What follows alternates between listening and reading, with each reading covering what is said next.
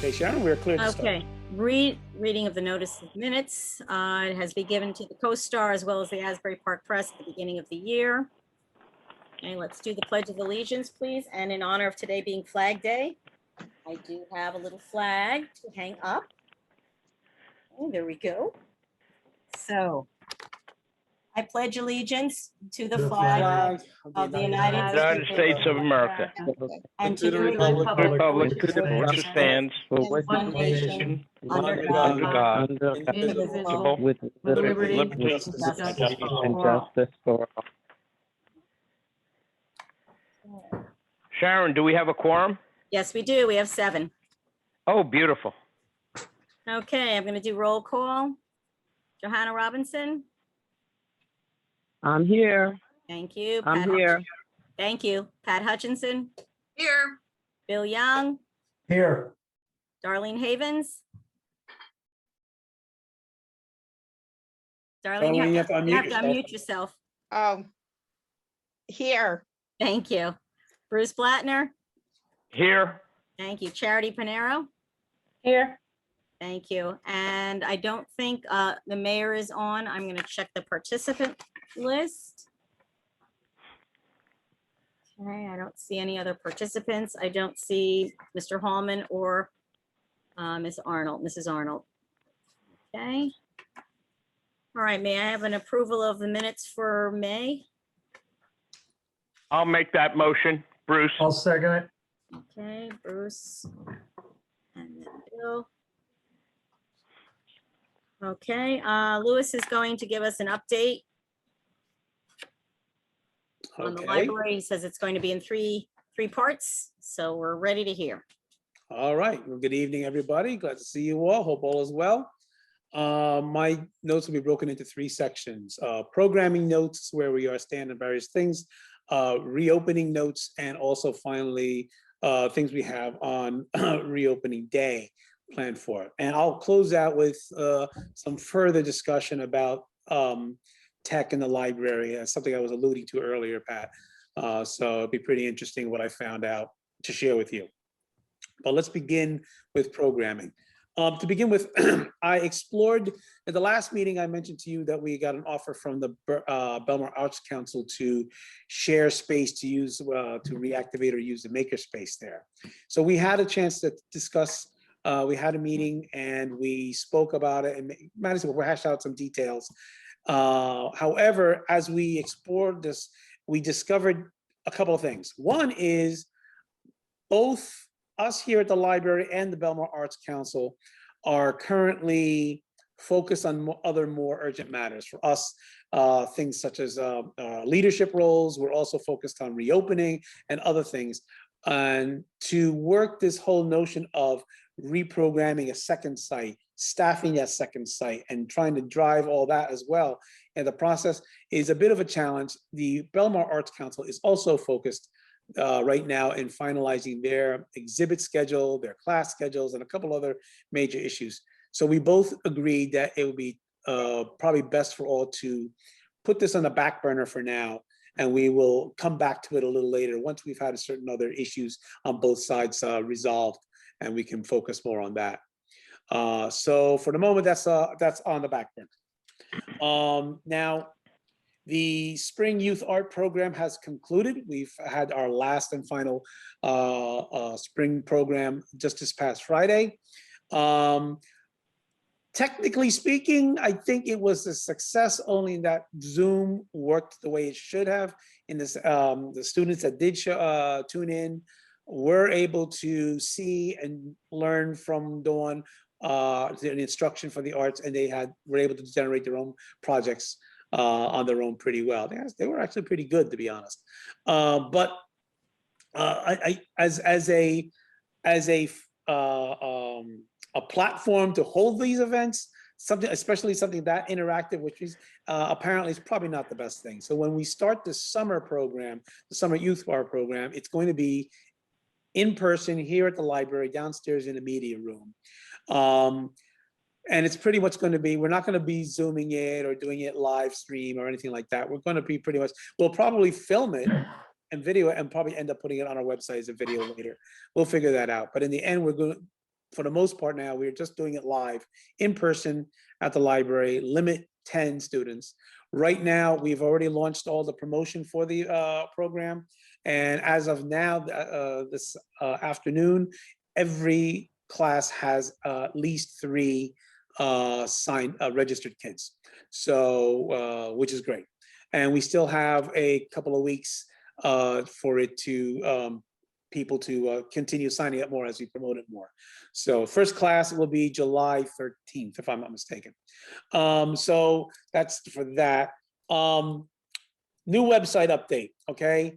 I just got off some email exchange with Eric Einsman, and he confirmed for me that the front end of the website, the patron facing side, is mostly done. There's some minor issues kind of finished right out.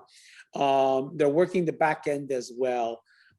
They anticipate having a workable demo for me to explore and see how well it does, and see what and guide them in some finer tweaking of it by the end of this week, early next week.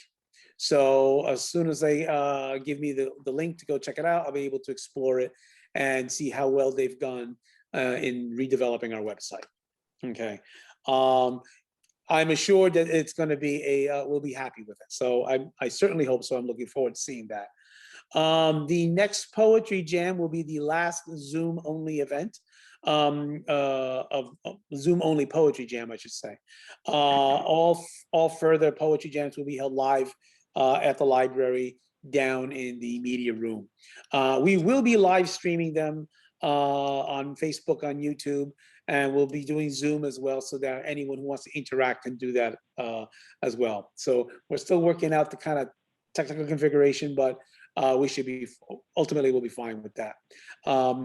Poetry has gone to very, as Sharon knows, we've grown the number of poets in there, so that's good. We're up to 4, and we're looking to get more.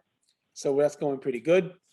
The next 3 author time sessions are June 17th. Our very own Caridad Pinero is going to be our next one, and we've been promoting it quite heavily on our end. What we did was we took advantage of the fact that Caridad had some teaser videos for 2 of her latest books.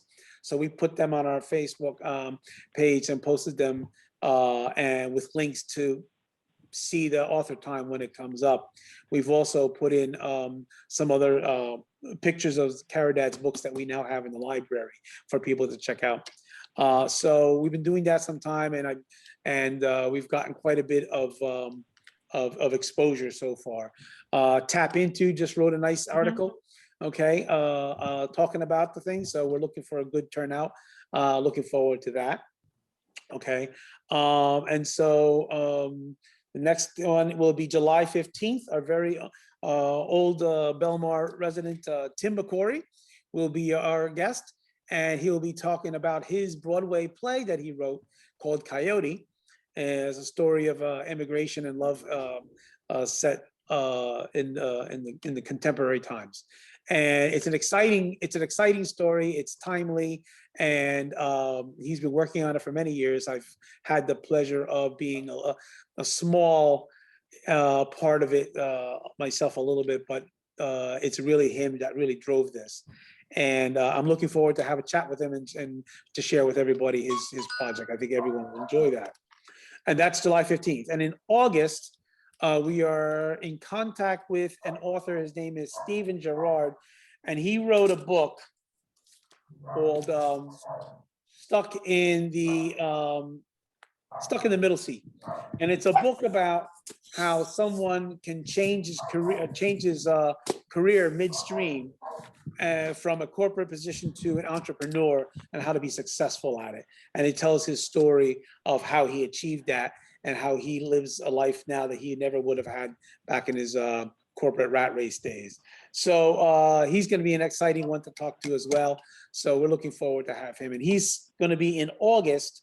We have a date to be determined.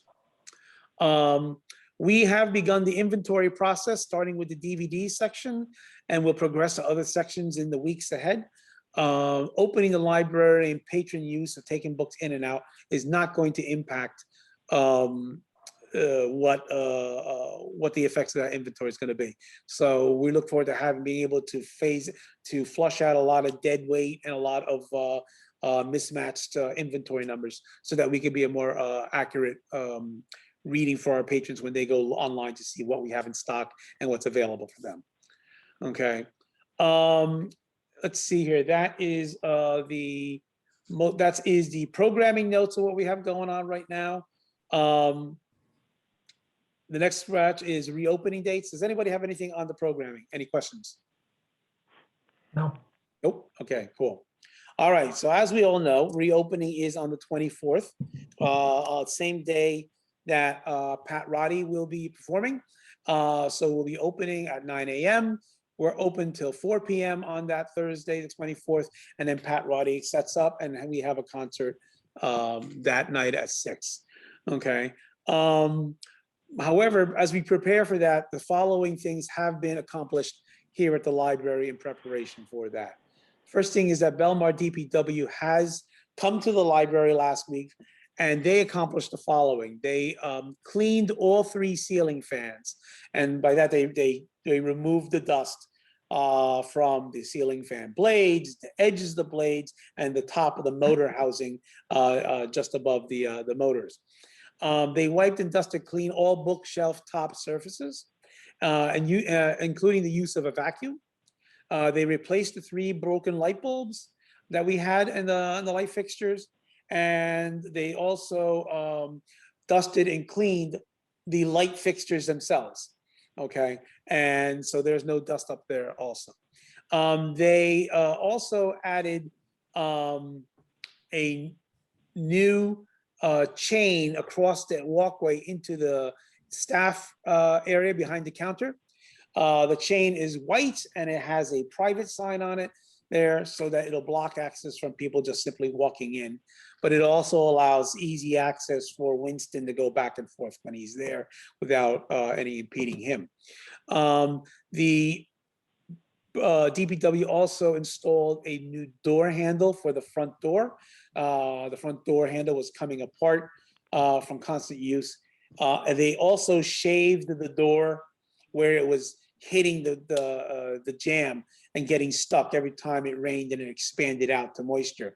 So they so now both the upstairs door here and the downstairs door opens and closes smoothly, and does not require any extra effort to push open. It's now a safer door. It's no longer a fire hazard in that door. So they took care of that as well. A new doorknob with a key will be installed on the bathroom door. We have it here. It hasn't been installed yet, but we'll get that done soon. And they also, that's what they did. Okay.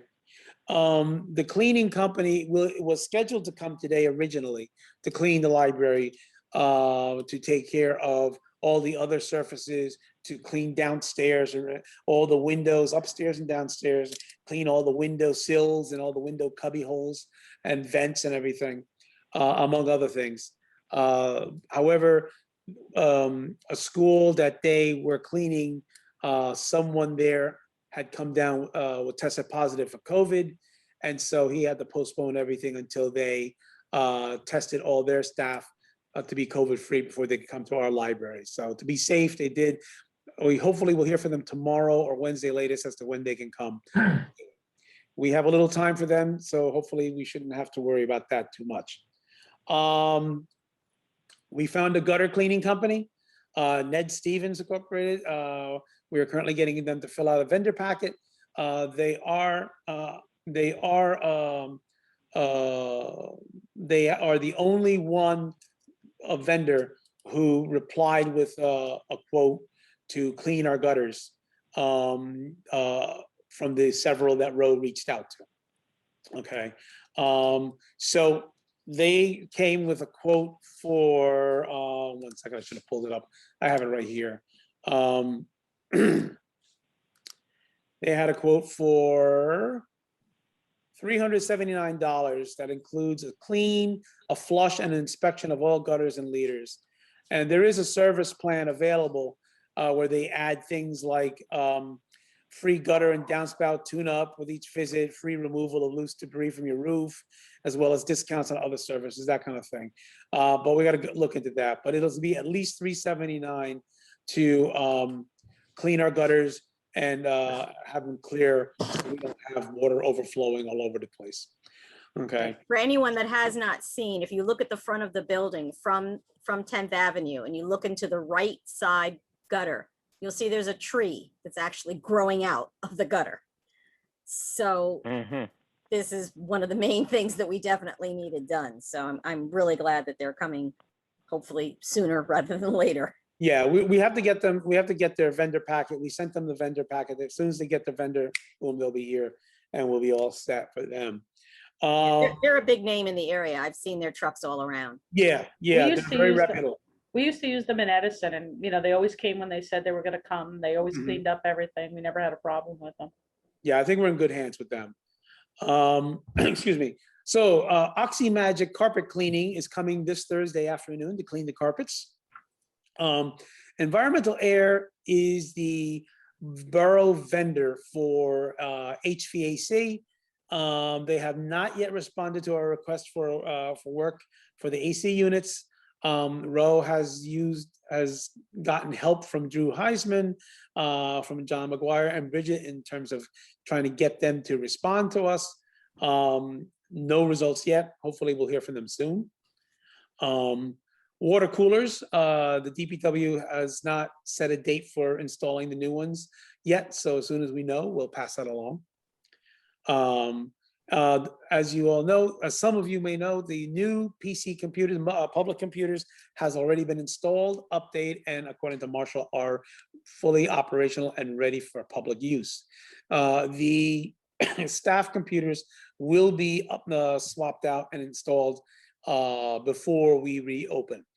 But the good news is that a lot of the files and data we have on these computers, he'll be able to port over into the new ones, so we won't lose any files or data from the old computers, which is good. Let's see here. The UV robot is now here in the library, and it is ours to have here and utilize as often as we wish. So we have a plan where we will start using it on a nightly basis, and it will be deployed in a different part of the library every night. So one night it'll be in the kids section, the other night will be in the adult section or in the middle of the library, then it'll be downstairs in the office area, that kind of thing. So every night, some part of the library will be sanitized via UV light as well. The staff will be coming back to full pre-COVID schedules beginning the reopening day. So where we left off schedule-wise is where we will pick up. We are, however, will be open about 45 hours a week. Our new opening schedule, it'll be Monday, Tuesday, Friday, 9 a.m. to 4 p.m. Wednesdays and Thursdays will be 9 to 7, and Saturdays will be 9 to 1. That's a grand total of approximately 45 hours, whereas pre-COVID, we were like roughly around 55. So we have some slightly shorter hours than before, but we're flexible enough to know that if demand shows that opening a little more later on some nights or later on a Saturday, we have the flexibility staff-wise and everything to do that. The downstairs media room is going to be arranged, and this is part of what I'll talk about in a minute, is going to be rearranged to have a conference table in the middle of the room, surrounded by work tables along the walls near the power outlets, to allow for people to set up their laptops, plug in, and kind of spread out while they're working a little bit. It's going to be ideal for people who needs more space than what the cubicles can do up here. A lot of times, small business people will come in, will use space to do their work. Students need to spread out, maybe notebooks, papers, or whatever. They can do that there. The downstairs will also have a Zoom station where for anyone who wants to come in and do any kind of video conferencing, they'll be able to do that. We'll have headphones available for them so that doesn't necessarily bother other people. We will have the tables that we'll be using will be the class tables from the makerspace. We'll have them down there. And the book enlarger will be set up down there as well, so that people with visual impairments can take a book or get a magazine, they can go downstairs, put it in that thing, and they'll be able to read more comfortably, whoever wishes to do so. Okay. So that's where we are in preparation for reopening. Opening day is 24th. Pat Roddy will be there performing. He's all confirmed and set to go. We are working to get our hot dog vendor lined up. Okay. So once we know that they can do it, we'll hopefully have hot dogs. If not, then we'll just go without it this time and maybe for the fall. We are going to set up an outdoor table that night outside with a laptop and things like that, so that we're going to really have a drive during the concert. We're going to encourage people to come up, sign up and get their library card. We'll issue their library card right then and there, and we'll use library cards as their entry ticket for a little contest that we'll have, where people can see this little jar of candy. They'll have to guess how much candy is in the jar, and we'll pick a winner, and the winner tickets will be their library card numbers. Okay. Yes, Sharon.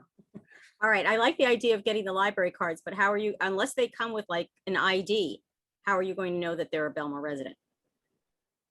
How? Good question. We'll have to say, I'll have to figure that out. I'll solve that problem. Maybe we'll put it up in advance notice. Right, You that's what know, I'm thinking. There's Okay, something right there. Most people will have their driver's license on them, but you're right. Well, maybe something a little advance notice was good. The idea being was we want to have a real engagement and get people kind of interacting with us a little bit. And if we can drive more library card users, all the better. You know, we are going to have the concert, like I said, will be live streamed on Facebook and will be later posted on our website. And we're working on other things to celebrate that day as well. So, and does anybody have any questions for me on reopening? Yes, real quick, Louis, Bruce. Can we make sure that DPW either, cuts our lawn for that day, that Thursday, either that day, morning, or Wednesday, or Tuesday, so that the lawn is cut and maintained if we can? Yes. If they can fit us in their program, so it looks good for opening, and for the, for the concert itself. Okay, we can reach out. See if we can. If it's, Tuesday, Wednesday, Thursday, if they can do a cutting. Mow lawn prior to reopening. Okay. I think we'll Good. be on the schedule for doing that anyway, but I'll confirm with you. Oh, good. Okay. Very good. I have a question about AC Richards Heating and Cooling. I noticed that on the newest budget, when I picked up the AC copy. Richards is no longer a vendor of the borough. Right, so that's the reason why I figured it's voided. What's the new company going to be now? Environmental Air. They are currently a vendor of the borough at this time. We're just waiting to get them to respond with when they can come and look at what we got, issue a quote, and perform the service. Okay, and then I also noticed that the end of May, I think May 31st, it was put into the budget for a green lawn sprinkler. I don't know if they actually came. Supposedly they were going to be doing replacing the rain sensor battery, repair a leak, replace a rotary head, and do the maintenance. I just don't know if that was actually done. They did come and they did replace several sprinkler heads and do other repairs. That was to some of the lines in the rose bushes area, and also a couple of sprinkler heads along the driveway and the East Street side, which apparently were damaged and one way or the other. So he repaired those. I believe he did do the other things that you mentioned as well, but I can follow up and we'll see what exactly that work order was. Okay, yeah, if we have a copy of the paperwork in the library, that way, God forbid anything happens on off hours when the borough's closed, we'll have hours and access to, because that's one of the things that we've been trying to work on, to make sure that any work that's done in the library, you guys have copies of in the library. So when the library's open, if there's anything that comes up, you can contact them rather than having to go through the borough. Okay.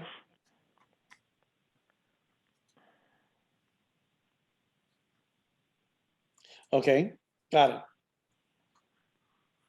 Anybody else have any questions on the reopening? Nope. Okay, great.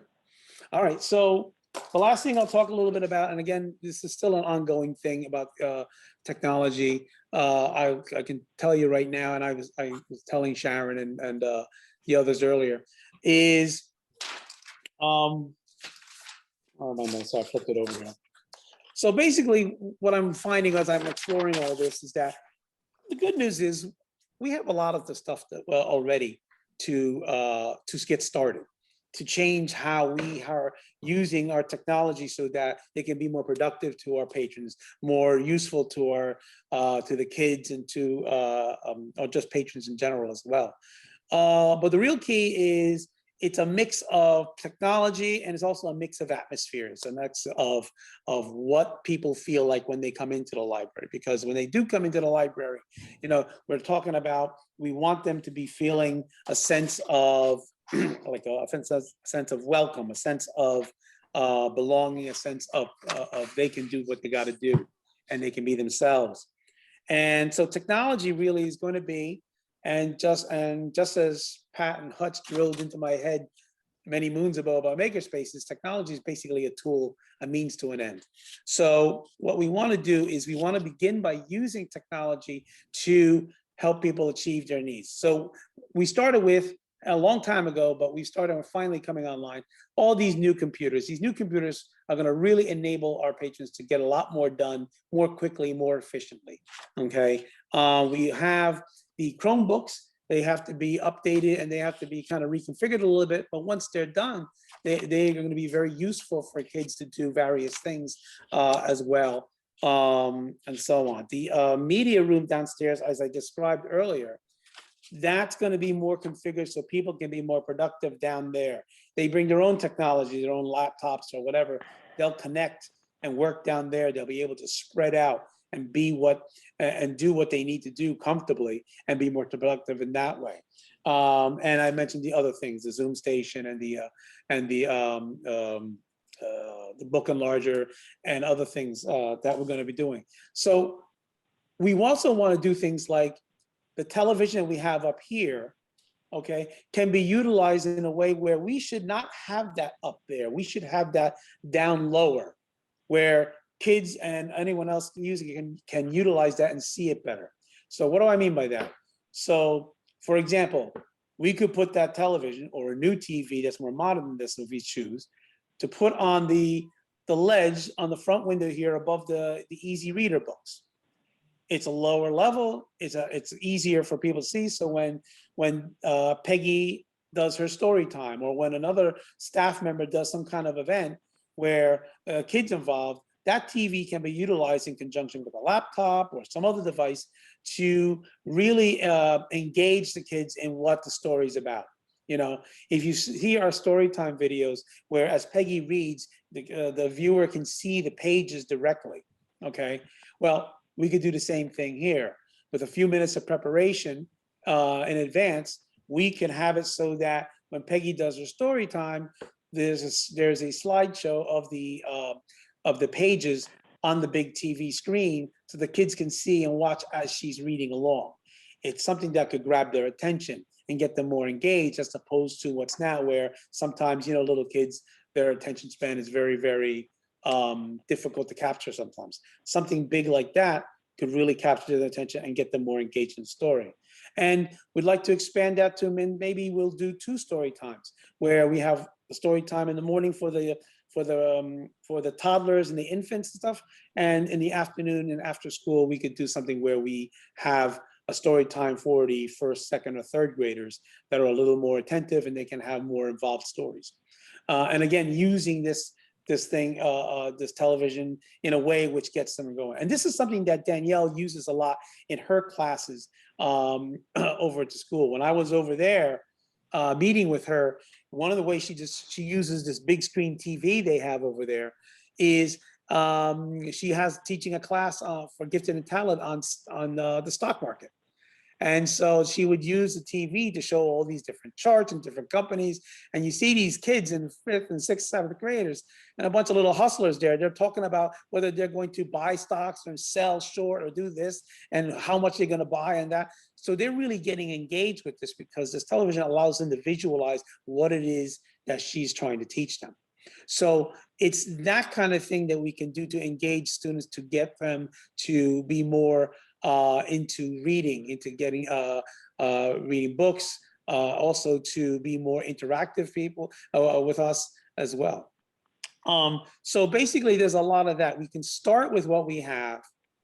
We can be more engaging and be more productive to our patrons. And then as time goes on, we can start filling in the gaps, like getting a better video camera for us to use, so we don't have to worry about John Sabia being available with his camera, okay, to produce certain things. We can still use our, excuse me, our social media tools and our Zoom things to great effect in certain things, as well as we live stream certain events or live stream certain activities as well. That can spread the word and get the word out of what the library do, so people can engage. Okay, so there's a lot that's going to be adding to it. It's going to be a process, but at the end of the day, what will happen is we'll get to a point where the technology will be a tool that allows our patrons to get more engaged, be more productive. The same thing that we talked about the makerspace, it's going to now apply more to the library itself. So we can maybe set up an audio studio like we did last time in the makerspace. We could set something up for people to use here. We could do things like allowing people to be creative in certain ways, given the space, of course. We'll work it out, okay? And then what's cool now is we can switch to where patrons consume libraries resources, to where patrons now we can start asking patrons to start giving back and to contribute as much as they consume. And by contributing, it could be simply something as, hey, these programs are great, bring a friend with you next time. Or maybe you can come in an hour earlier, help set up or help break down. Or maybe patrons who have a certain skill set or knowledge space that they would like to contribute to the community once a month or so. Hey, I know how to code, or I know how to do taxes, or I know how to do this or that. Let me do an event at the library just to contribute to the community. So we can start building that interaction that we've always been wanting to see. So, but technology is a base, but the good news that I have for you right now is that we're reconfiguring what we have now, and we're going to be looking into filling in the gaps, adding in new abilities, which is going to be probably a new TV, because this TV is a little out of date. And we're going to want to get maybe a new camera for us to take better video and better programming as well, and other equipment as we go along. So that's what I have for now. I know we have a lot on the agenda for you guys, so I'll leave it at that. Does anybody have any questions where I'm going on that? I just have one quick question regarding, and this is something, I guess it'll be down the road. You'd mentioned possibly Zoom conferencing downstairs. Yes. Are you going to be monitoring it? Well, what do you mean monitoring it? Well, the reason why I ask is we've had in previous years some issues with people using computers for some certain sites, let's just say. Okay. So how would we monitor those sites that would be going through our Wi-Fi? Would Well, that go through target marketing? That's an easy answer. We won't have to worry about that, because the way Marshall has our security settings set up, the firewall will prevent like 99.99999% of all the possible sites that are out there like that people will want to try. So I don't think we have to worry about that. As it is right now, the firewall is pretty robust, and so we should be able to have people work there and be able to go on Zoom and do their video conferencing and not have to worry about whether they're doing anything freaky. So Now, would that actually be more- it's not like they're going to be in a little room locked up or private. Right. No, they're going to be So it sounds like they'd be doing more FaceTime really than Zoom, because Zoom is something. FaceTime, Zoom. Okay, that's what I wanted. Okay. Any type of video. I guess I use Zoom Room because it sounds cool, but really it's more for any type of video conferencing. They need to talk to family, distant family. They can do whatever. That's what that's about. Okay. And also, just so you know, they will be we can issue them headphones. We've ordered a bunch of headphones, good quality headphones that we'll be able to check out and give people use of them when they're using the computers. So, because most people using computers today, there's a lot of multimedia aspects of it. So to prevent people from disturbing their neighbors, so we'll be having headphones that are sturdy, very flexible, good quality headphones that is very easily cleaned and they will be tracked because they will each have a barcode on it. They'll be checked out to the individual when they use it, and they got to return it before they leave. So this way we have the ability to give a good user experience in audio quality as well as not disturbing their neighbors. Thank you. Anyone else? No. Okay, all right. right. Thank you for your attention. I think we move on to Bill. Good evening, everyone. I just want to say I had a productive meeting last month with the finance department and with Ed up at the borough, 100% behind the library. Very dedicated to get DPW engaged with us and talked about a couple things.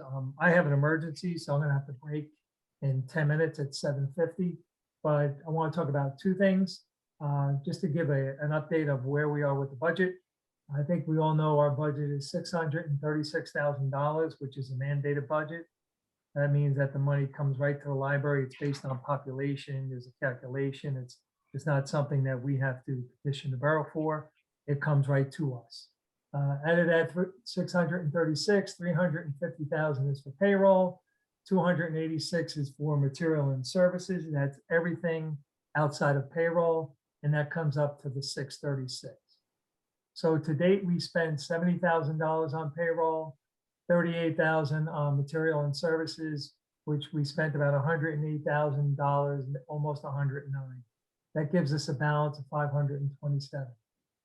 So, which dovetails into the next question. Me included, and I'm sure there's some people on the Zoom, felt that all of the money that we had in our reserve account, some of us called the surplus account, is really not our money. Only $100,000 of that is our money. And it's a law. And Sharon has it, Chairwoman, if you want to distribute it, so everybody has it just to have it. But basically, if I remember correctly, we get to keep 20% of what we spend in a year. So what the borough did, they said, okay, library board, we're going to use 2019 as your base year to figure out how much the library has in their surplus account. And that comes out to $100,000. So that means we have $100,000 that we need to start wrapping our head around on what to do on capital projects. So that's real important, because for the people that have been on the board for a while, when we started to talk about bringing on a library director, with the library director's salary, Sharon, what was it, $75,000? $75,000. Yes. That and the benefits package came To either about 100. 100 on the nose or a couple bucks over 100. And that was like, we had no money left. When you put that into our budget, there was nothing left. So there was a lot of talk, and Lois, she did an excellent job on what's been going on in the library, some things that the library needs. But I think when we regroup back in, because Chairwoman, we have no meetings in the summer, correct? Correct. Next meeting in September. We really need to do some homework, all of us, over the summer to figure out what we need to moving forward, because we only have 100 grand. This year, we probably will have some left because we really didn't spend a lot on salaries. And as Louis said, the hours are going to go down. What was that, Louis? The 45 hours a week versus 45 hours versus 55, yes. So there's going to be some money savings there. So we are really got to map out, and I'm going to start doing it on an Excel spreadsheet on how we get this capital plan worked and how we move in the future to figure out how much money we'll have left over next year projected. So that's my report, but I'd like to make a motion that the $421,205, which is the unaudited amount of money, I'm going to call it surplus for this conversation's sake. That means we get 100 grand. That means $321. 321,000 goes back to the borough. I'm making a motion that the board votes. I'm making a motion that we return $205,000 to the borough, as we have to do by law. That's my report and that's my motion. I will second Bill's motion. All in favor? Well, first, any Aye. discussion? I'm sorry, I should have said first, any discussion? Yeah, I would like to just have that whole thing explained to me. How about money that we have, put aside over the years? Has that not accumulated? That did accumulate, and that equals $421,000. Right, yeah.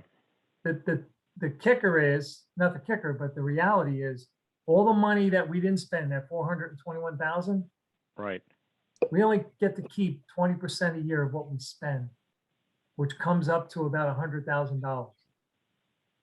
So all that money we thought we had left to do the roof and the membrane of the building and the ramp in the building. Windows. No, So you windows. can't accumulate over a number of years. Every year it goes back to 100,000? We could, I'm gonna answer that and tell me if I answered it correctly. We could not spend that, we could keep that 100,000 and not spend it this year. It's still our money, right? That 100,000. Yeah, right? And then we would get on top of that 20% of what we spent this year to put into that bucket. So yeah, we could keep building that bucket's, no one's gonna come take that bucket, but our bucket's not 421. Right now our bucket's 100. So that's our bucket. But when you look at the work that needs to be done on the building and what keeps coming back and coming into my mind is the membrane of the building that is coming off. That's something that needs to be addressed ASAP, because when water gets behind that, we all know what happens. It freezes and starts kicking more of the membrane off the building. Mhm. Can we run a capital campaign so that we, actually build up enough money to do some things that are Sure. needed in the future? I mean, and how do we do that so that we can, Well, we begin will put our building- heads, put together a campaign. And then we do have the ability to accept donations, and that money would be dedicated to the capital work. But absolutely. Yeah, okay. And that's something I will share with Ed and the treasurer. If I can add to that, there are large, the American Rescue Plan Act of 2021 is a grant opportunity for New Jersey public libraries that can be anywhere from $5,000 to $25,000 that can be put toward things like renovations to the building and or production of services or whatever, especially things that were affected back during the time of COVID. So if we are, and that's just one of several different grant programs out there that we could go after that could add more funds to it to help alleviate the money crunch for doing renovations. Is that something you can look into, Louis? Because I know I'll leave it at that. Yeah, I will. I can look into it and start picking out several grant opportunities that could be applicable to this. And then the trick is now applying for it, and getting through the thing. So, but the first step is to find out what they are. And So find out I'll dig them up. Yeah, I'll start digging them up, and then over the summer we can start sorting it and maybe start the process of filling them out and applying for them. How about something like a 5K or a walk? Because I know when I lived in Bradley Beach, they did that for the library and we took part. And I know they raised enough money to add like the handicap access and I stuff think- like I that. think the Friends would have to do that, right? Because I don't know if we can raise money. I'll talk to Ed. I think I'll talk to Ed. I don't know the answer to that. All right, yeah. But there is a motion on the floor. Yes, and I second it. And real quick question, with this grant writing, like, I think, doesn't that have to be done pretty quickly, because we're not the only one that's going to be doing it, and we lost out in past years, if you remember, Sharon, on grants and stuff. Yeah, we don't have a grant writer. And Exactly. I don't know if the Well- town, if the borough has someone that does that. Well, as far as timing is concerned, there are many grants out there from various sources year round. So Right. if we're late to the game and a couple of ones that are ending soon, so be it. But as others come online, Because at least if we're at least looking for it, we can at least start the process and Okay. find them and start the process. And like any grant application, and it's a lot of times it's getting all the details together to put it down and word it right. Uh-huh.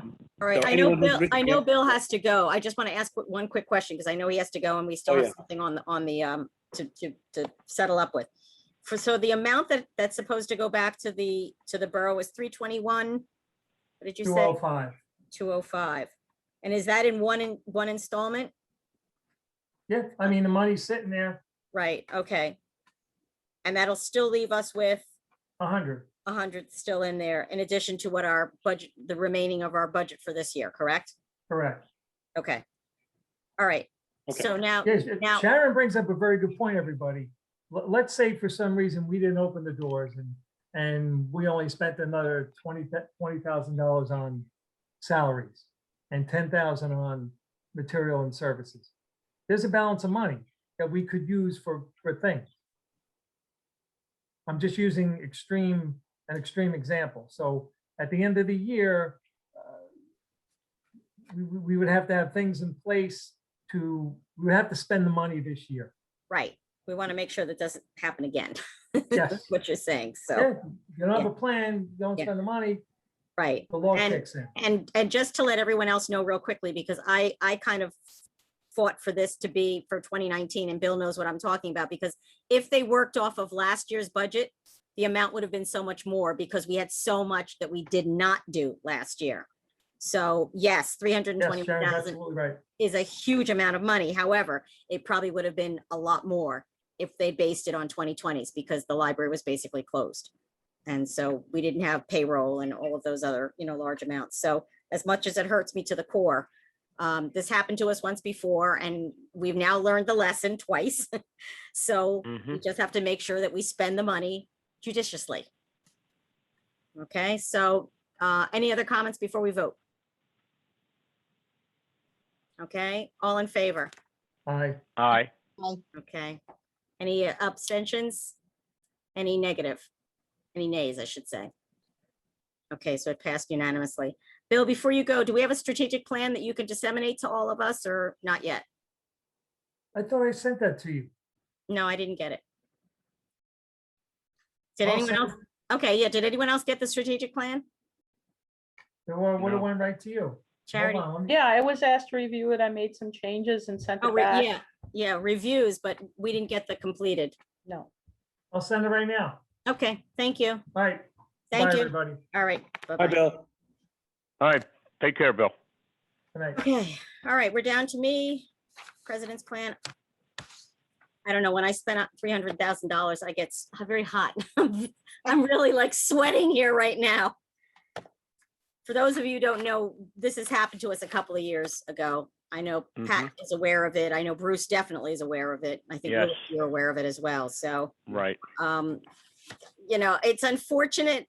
The last time was not a very pleasant experience, but now that we understand it a little bit better, we just have to make sure that we really are spending this money. And I think that that's the part that I didn't understand. I was like, oh, we can just keep saving. No, we can't keep saving. So that's, for capital punishment, that's what, that was a slip. Capital improvement. We need to make sure that we're fixing the library. And so. Punishment to me somehow. Yes. Before I start, I had a quick question for Louis for the reopening next Thursday. Will John be taping Pat Roddy? John will not be here. He's not going to be away on vacation, I believe, or he's off that day. However, he's going to show me all the setup and everything. And we will be live streaming the event and we'll have a video up on our website afterwards. Okay, great. All right. So Bill has just talked about which was the first thing on my report was about the financial budget and monies to be reverted. So we now know what that is. We've just voted on it, so I will skip that. The 2 wrought iron benches that were installed have been used for several of the outdoor music performances, and I gather they will be used again next Thursday for Pat Roddy's, but they were also used last May 22nd for Danny White's kids band performance. That was videotaped as well. If you didn't have a chance to see it, see if you can get onto it. It was really, really well done. They had two different groups. They had a younger group and a more advanced group that played. And it was a Saturday afternoon. It was beautiful weather. People were outside. It wasn't too crowded, which was nice, and it was good. Lewis is in the process of also ordering the memorial plaques that are going to go on Sharon Day's benches. They're going to be larger than I had anticipated, but the wording came from Sharon Day's husband, as well as a couple of words that were put together through the staff. So that should be done soon. Lewis has already gone over the 2-week plan to phase in and reopen the library. Did you guys decide whether or not you are going to have the computers open to the patrons or not? Yes, the computers will be fully operational and open to customers day one. Okay, so Not customers, I'm sorry. with that in mind, are they going to be wiped down in between? Mhm. Okay. The Friends of the Library did have their book sale during the town's yard sale, and they collected over $300. Am I correct, Louis? We hit the $400 mark. Ah, okay, so I have to update that. So 400. Mhm. And books are still being collected for future book sales. Yes. So I am hoping or thinking that possibly another big weekend could be July 3rd. If by chance we're open that day, I don't know. July 3rd It's falls a Saturday. Saturday. Saturday. On a Saturday. Yeah, we'd have to clear it with the borough to make sure that's okay to have it. I don't see a problem with that. Right. We should do something like that. It's a little, I just thought it would be a busy weekend. There'd be a lot of traffic coming through. well, that traffic's gonna be more focused on the beach. And. Yeah, but they get off the train and they walk down 10th. Yeah, but books are heavy. No, we'll check it out. I think we Okay. definitely have the inventory for it.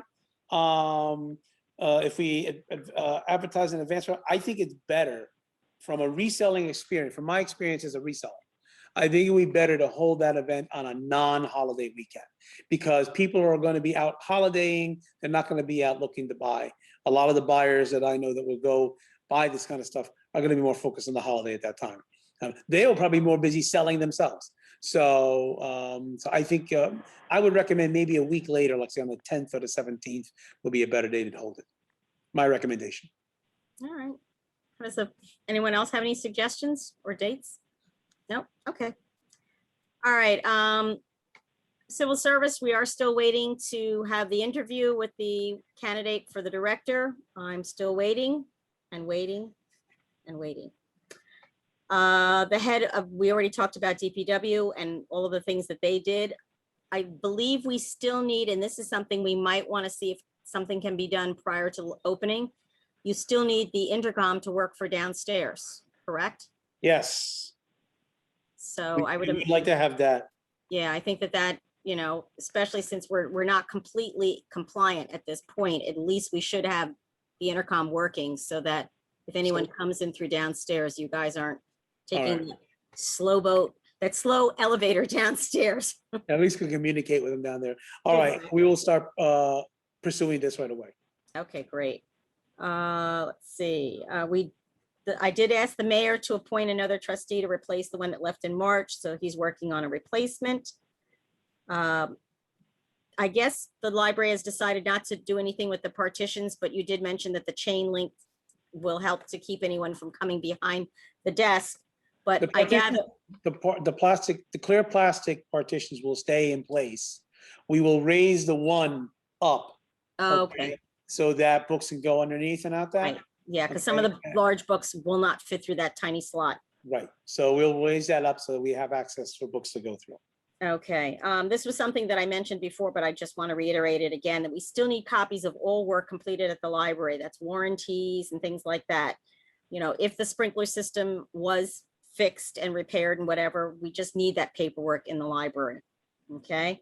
In addition, if the AC units do get serviced by environmental air, that paperwork should definitely be kept, just a copy of it kept in a folder at the desk, because a lot of times things happen on Saturdays, as we know, with the bathroom and things like that. Yeah, We need to make sure that we've got someone that can take care of it on days when the borough is closed or hours when the borough is not open. Okay. just a reminder to everyone, when responding to any of my emails, they must be replied just to me, not reply all. A lot of you are still doing reply all. It can't be that way. That's just by the mandate from the state as well. That was a ruling that they had talked about. So I just wanted to make sure.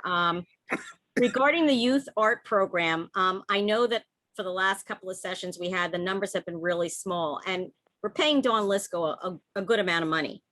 So I think that we should maybe institute a minimum number. I think 3, if we don't get more than 3, I don't really know if it's to everyone's benefit. That's almost like private classes, you know, if Well, you're paying her that's- $1,500. Well, that's, then we've already met that standard because we already have that 3 registered. No, but I'm just saying, I think 3 is too little. Well, we can't force people to take the plan. The thing we can do right now is do everything we can to promote it. Now, history has shown that when Dawn has her projects in there, we've always had a good, strong number of students in there, 6, 7, 8 kids all the time. So Right. when we were doing it live and in person. So you really can't judge our experience, just like for many things this past year with COVID, really can't judge the performance as proof of concept right now. Yes, it can technically be done, but I agree with that. I think doing the Zoom thing is definitely not something we want to do going forward. The live in person is the way to go. I agree. And I think we don't have to, I don't think we're going to have to worry about meeting minimums too much. But yeah, you know, I think we should be fine all together.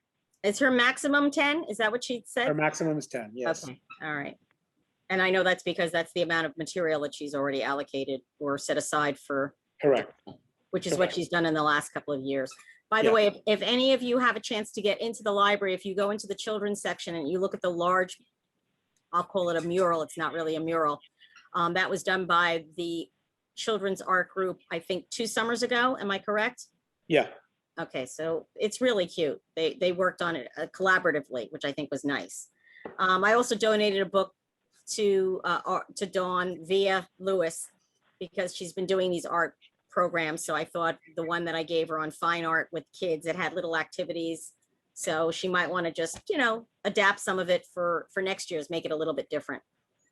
Going into the garden real quickly, David Sweeten has planted the new roses. They're in the Grace Roper Rose Garden. If you have a chance to look at it, it's starting to really come back. He had taken all of them out, which was so sad for all of us, but supposedly they were diseased, so they had to be taken out. But he did replace them and mulch the entire area. I'm hoping that he'll have chance to put seagrass in on the left side of the doorsteps, so it doesn't look off kilter the way it looks right now. And then there was a suggestion that was made, I think Ro was telling me about it, that the crepe myrtle tree is blocking the front windows, so that maybe they might be able to be transplanted to a different area. I know also that the seedlings were replaced. I think So- we should be careful about that crepe What, myrtle seedlings? movement. Oh, Okay. To move a tree can be costly, so just bear that in mind. Otherwise, yeah, if we find a new location on the library property for it, mhm. and just bear in mind that it's not going to be cheap. No. I have someone in mind. Okay. Okay, the poetry jam sessions need more views besides coming and listening to me. I've been on, I think Sherry's been on, Johanna's listened. Yes. So if by chance, I don't have the dates in front of me, I know Lewis probably has them. Maybe you could send it out to all of the trustees. If you could just spread the word, everyone individually, and just share it with others to let them know, I think that would be great. I'd also love to maybe get it on the digital sign. Well, the digital sign has been updated, by the way, to reflect the grand reopening. Oh, good. All right. But sometimes I think people need to know some of the upcoming things. You know, I know and also going back to you and I had a discussion about Facebook. Is there a possibility that you can check with that one Belmar site? I won't say which one it was, but the Belmar site, to make sure that we're still only putting in 1 per week for that one individual, remember? Well, I've been using it sparingly. Okay, So, for example, I haven't used it for a while because we didn't really have anything worth using that one time.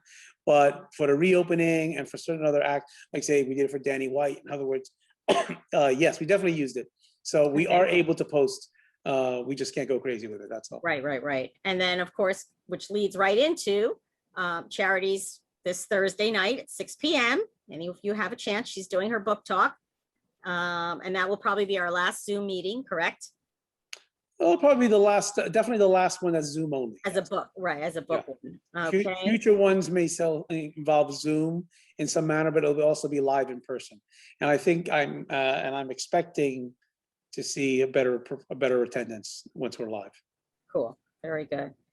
Let's see, I'm still waiting for, Dave Hallman had some options for us for use with Danielle. I still haven't gotten that yet, so I'm hoping that's still forthcoming. And my very last thing to mention is all trustees are expected to attend professional hours, which is mandated by the state. So as of today, I know that Johanna, Darlene, Pat, I don't know if you took any, yeah, I think you did something this year.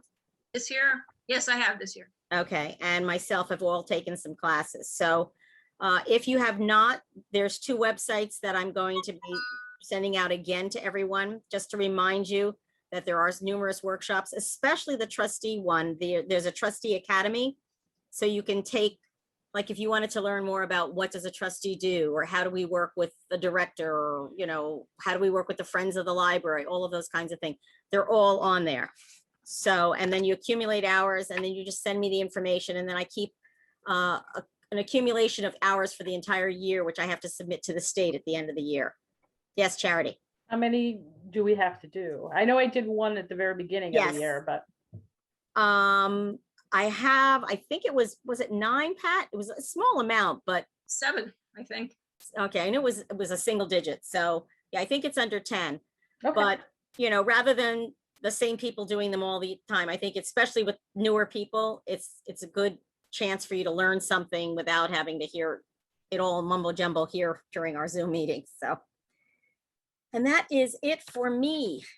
Now, in reference to that, Sharon, real quick, Yes, didn't we just do one at the library that one time recently?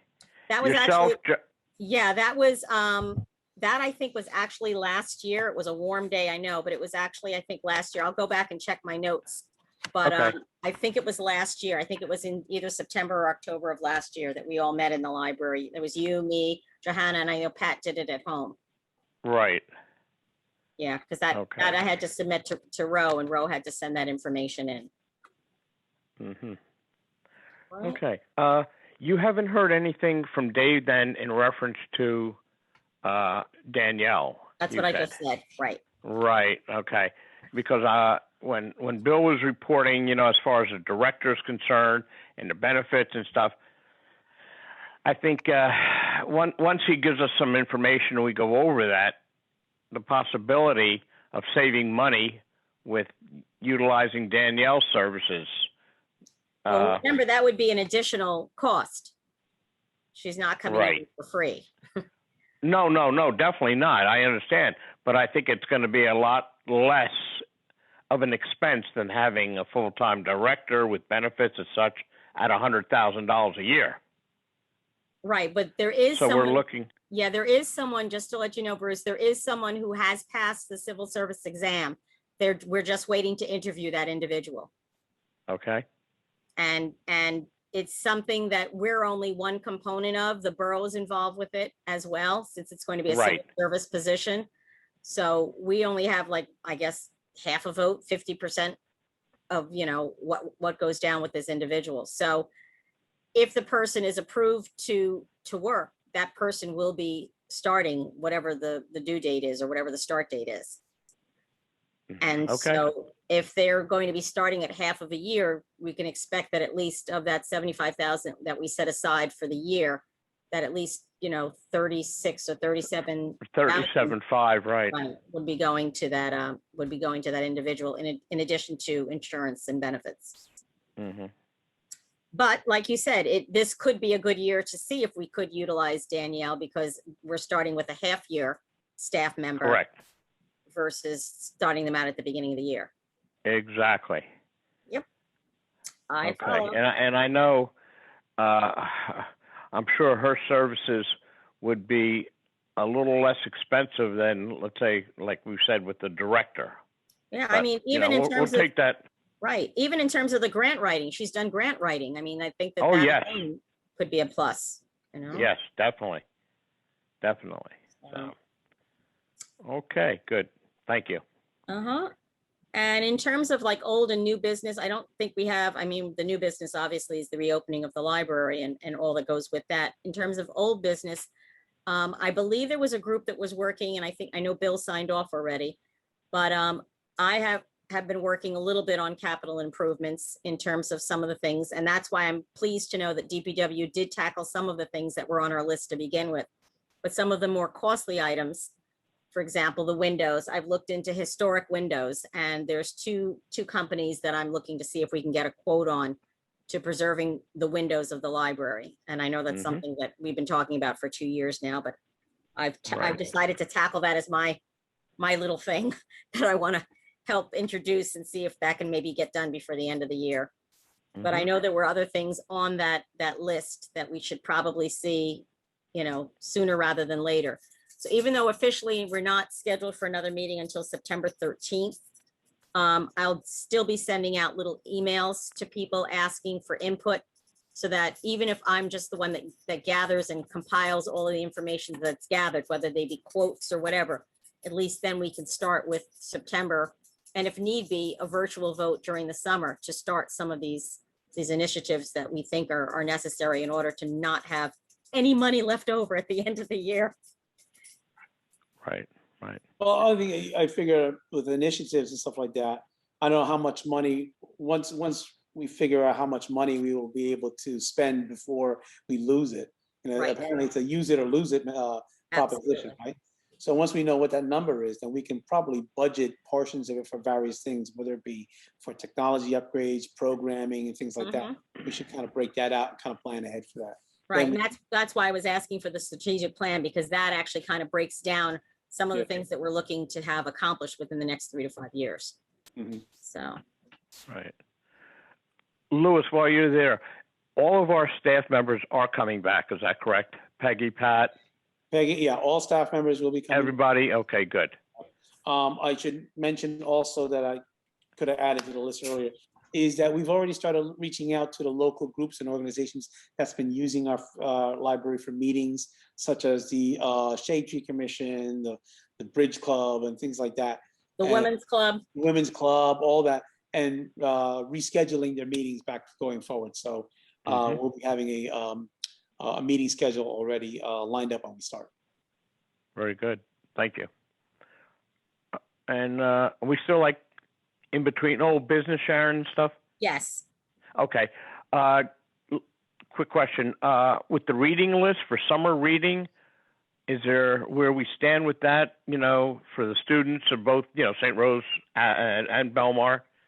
A reading list, how we stand with that? Belmar Elementary is using the same list that they've had before for years, but what they're doing this year is they're picking a specific title for each class, and that's the one book they have to read this summer. And Right. they're gonna Okay. focus on that and so on. So St. Rose is doing something similar, but we haven't really put together anything yet for our program. We haven't decided whether we'll tap onto there, or maybe we'll pick and offer some other group of reading books for the kids this summer. We've been focused on reopening now that we didn't put that much attention to it. So, but we'll see what we can do as we get closer to reopening. Okay, very good. Yeah, I just wanted to make sure we had sufficient, you know, stock of books for whatever, you know, for the kids for their reading list and such to meet, you know. Well, when they remember, go back to the thing school. is, everything's digital. So Okay. there are no Okay, books. that's right. Yes. Yeah, I did see there were a lot of books that were ordered. I was wondering in the budget that I'm looking at, these were ordered recently. I was wondering if these were some of the titles that they were using. No, what you saw is books that we were replacing that Okay, were in very poor condition over here. got So it, we replace them with modern copies. got it. And Okay. we're doing that on a continual basis as we find other books like that too. Cool. All right, my last question, and I think I'm then finished unless we have any other comments. The Hoopla account replenish, was that the yearly amount? Because I know they got paid. It's the account replenishment account amount is whatever we want it to be. So when we first started, we opened the account with 900. Okay, and that carried us so many months. It ran out. It's like an easy pass account. So once Okay, you run that's low, right. you just be one. So we chose 800 this time. Next time we could be 6 or it could be 1,000, whatever we want. So so I'm monitoring the use of Hoopla. It's been growing and it's been doing very thing. I think we'll be happy to continue using it. Okay, can we get, at the very beginning, I think when we started this, you were doing some stats. I'm not a big statistician, but I like to hear stats of how things are going. So if by chance you could include that in the next meeting, like, and that would probably be for July and August as to Okay. how they're going. Because since we're probably going to revert back to paper in terms of periodicals and things like that, I think it'd be interesting to see just a little correlation between, okay, now that people are going to start coming in, they'll probably start taking out their People magazine and their whatever. A little anecdotal evidence I can tell you right now is that we've had several people asking, do we have the Reader's Digest magazines Right. and certain other ones. So there is a demand. There is people coming asking about the magazines. So, but yep, we'll see. I'll try to get some kind of statistics. And as we reopen, I'm going to figure out some way we can track usage of magazines here in the library. Right, right. And the views that you've been tracking on like the Poetry Jam and any of the other videos, is there a way that maybe there's like a running count maybe on the side to show how many viewers have actually seen it? Like I know you can Well, see it. I can see I can see how many people are viewing live, and I can also see how many viewers people have watched the videos, even how long they've watched the videos. Right, right. Down over time. And by far, what we found is that people are spending more time watching it on their own time, as opposed to making time to sit down. Live view, yeah, yeah. So I think Because of scheduling, yeah. because of scheduling. So I think maybe we in the future, what could possibly be is we'll just maybe continue doing it, and we'll just shoot it and we'll post it live. And yeah, we could do it live. We'll live stream it on Facebook or whatever, and then we'll just let it go as it is. But if we can keep driving people watching it post event, then I think then I think that's a plus. Yep. That's a plus right there. Yeah, yeah. All right, any other comments? Yes. Yeah, do we need to do anything when we mentioned about that gutter cleaning company? Do we need to do anything along those lines? About what? About a contract or, is there any? What we have to do is we have to get them as a vendor of the borough. Okay. Send them their vendor paperwork packet today.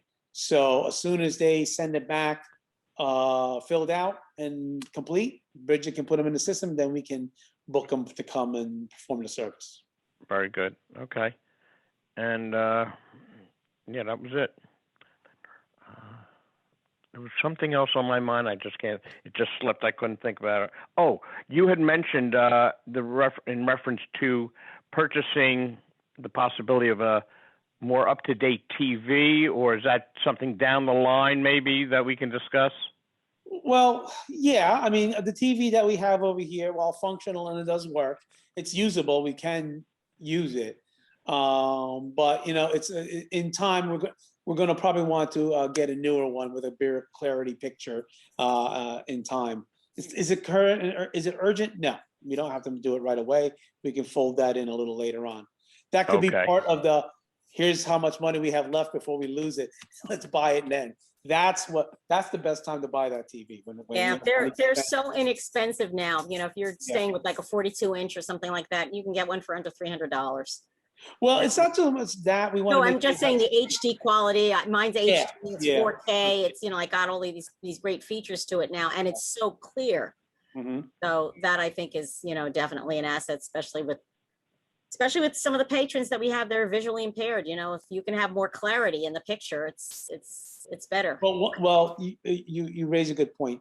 One of the things I do want to do, I would like to explore, is the acquisition of at least one more book enlarger, which is more modern with a color flat screen, as opposed to the older black and white tube TV one we have here. So we'll work with what we got. Obviously, I don't think anyone's going to really complain. But in time, over the next couple of months, I would like to see about getting another one. And we can get a good quality used one for, an affordable price. So $300-400 and we're good to go. Oh, the last thing I just want to, this was a funny story and then I promise we're leaving.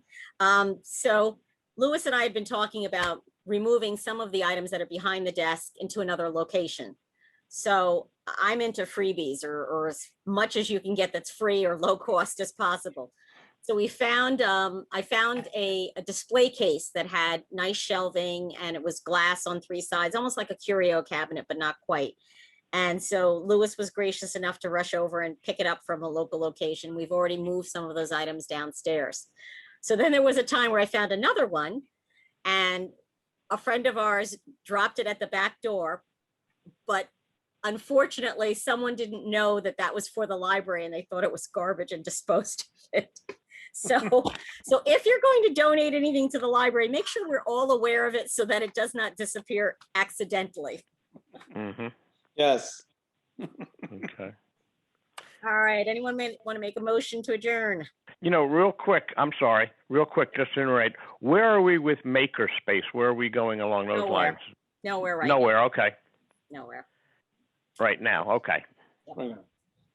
As I said earlier, the Makerspace talks with the Belmar Arts Council is on back burner for now. We're focusing on Right, other that's right. I remember in Right. your report. Yes, now I do. Okay.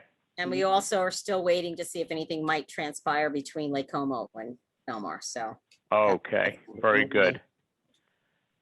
It's a Okay, waiting game. I'll move to adjourn. All right. Do we have a second? And I'll second, or whoever. Okay. All in favor? Aye. Aye, okay, please keep in mind, you will be getting emails during the summer from me, and our next meeting is September 13th in person at the library, 7 p.m. Very good. Everybody have a great summer. Thank you, You too. everyone. Thank you. Yes. Have a good summer, Okay. everybody. Take All right. care. I'll see you Thursday, Louise. Yep, see you Thursday, Clarinette. Yes, Ready. Thursday the I'll see you. 24th. We'll Ready. be there. Absolutely. Yes. Thursday. certainly. Yeah. 24th All right. as well. Bye all. Bye-bye. Bye. Okay, bye-bye now.